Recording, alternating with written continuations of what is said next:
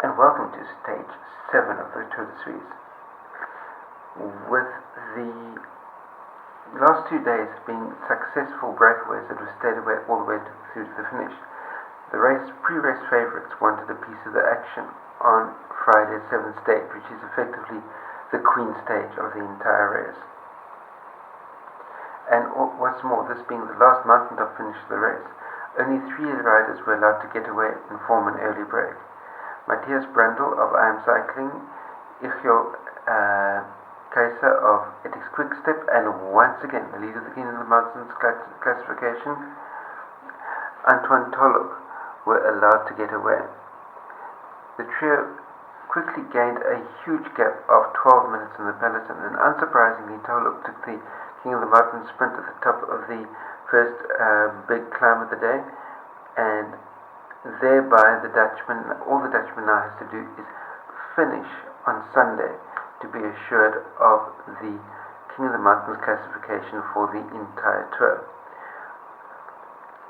As the breakaway approached the final ascent, the gap started to dwindle, bearing in mind that by this stage Tolhoek had dropped back from the breakaway and was decided to wait for the peloton, because after all he's got all the points that he needs for the King of the Mountains classification, and it serves him no purpose whatsoever to absolutely bury himself on the last climb when all his major thing that he now needs to do to keep his sponsors and his team happy is make it to the end of Sunday stage.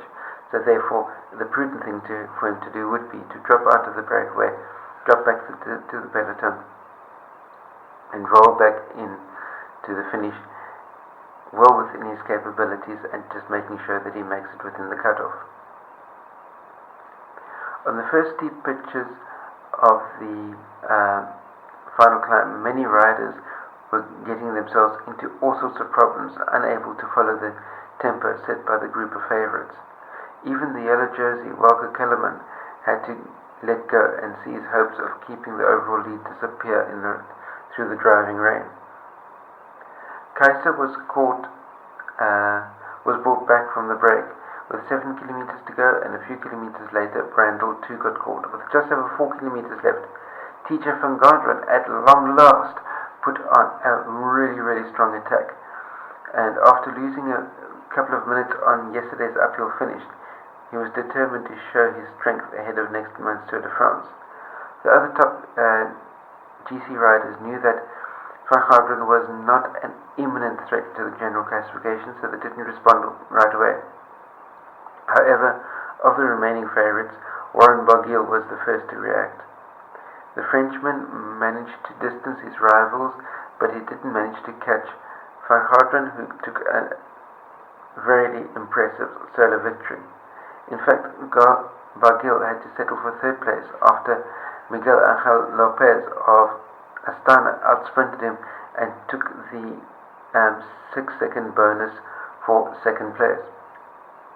However, his third place was enough for Barguil to take the yellow jersey before tomorrow's undulating time trial in Davos. Lopez is second in the overall classification, while Andrew Talansky of Cannondale Pro Cycling sits in third place. However, further down the leaderboard, you have Van Garderen now sitting in 7th place at 1 minute 31 behind the leader, while Geraint Thomas is in 8th place at 1 minute 36. In other words, there's 5 seconds difference between Geraint Thomas and Van Garderen at the moment. The 8-stage time trial is too short for those sort of gaps to be closed. Or is it? We'll have to wait and see. That brings me to the end of the report back on stage 7 of the Tour de Suisse. Be sure to like, share and subscribe. Remember to stay carved up for the win, and I'll see you next time. Cheers.